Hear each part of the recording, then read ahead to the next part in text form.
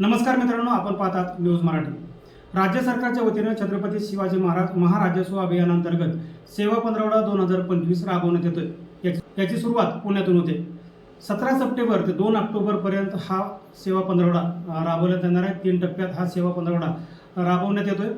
राज्य शासनाच्या महसूल विभागामार्फत राज्यभरात सेवा पंधरवडा 2025 या महत्त्वपूर्ण उपक्रमाची अंमलबजावणी होणार असून राज्यस्तरीय सुरुवात ही पुण्यातून होते।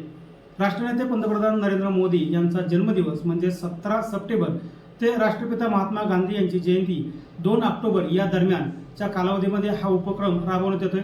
महसूल विभाग थेट जनतेच्या दैनंदिन प्रश्नांशी निगडीत असल्याने लोकाभिमुख, पारदर्शक व कार्यक्षम प्रशासनाचा अनुभव नागरिकांना मिळावा या उद्देशाने या पंधरवड्याचं आयोजन करण्यात आलेलं आहे। महसूल विभागाने 1 सप्टेंबर 2025 रोजी आदेश काढून सेवा पंधरवडा युद्धपातळीवर राबवण्याचे निर्देश दिलेले आहेत। यासाठी हा पंधरवडा 3 टप्प्यामध्ये राबवण्यात येणार आहे। या पंधरवड्याची आखणी ही 3 टप्प्यामध्ये करण्यात आलेली आहे।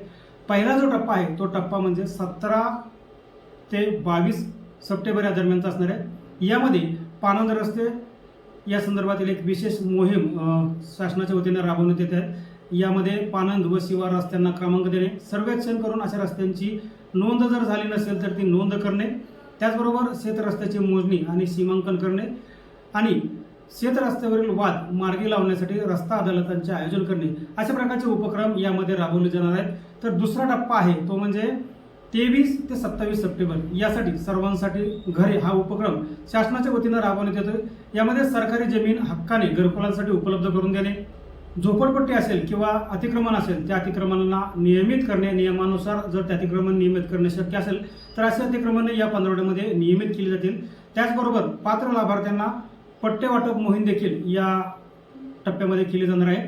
तर तिसरा टप्पा हा 28 सप्टेंबर ते 2 ऑक्टोबर या दरम्यान असणार आहे। यामध्ये काही नाविन्यपूर्ण उपक्रम हे जिल्हाधिकारी यांनी परिस्थितीचा विचार घेऊन ते राबवणार आहेत। या नवनवीन कल्पना या उपक्रमातून राबवल्या जातील।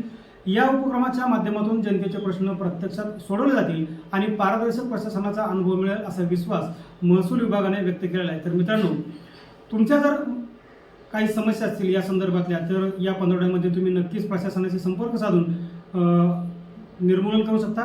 विशेष म्हणजे पाणंद रस्त्याचे प्रश्न अनेक ठिकाणी पडलेले आहेत आणि शेतकऱ्यांना याचा चांगला लाभ या पंधरवड्यात होऊ शकतो। त्यामुळे शेतकऱ्यांनी या पंधरवड्याकडे विशेष लक्ष देणं गरजेचं आहे।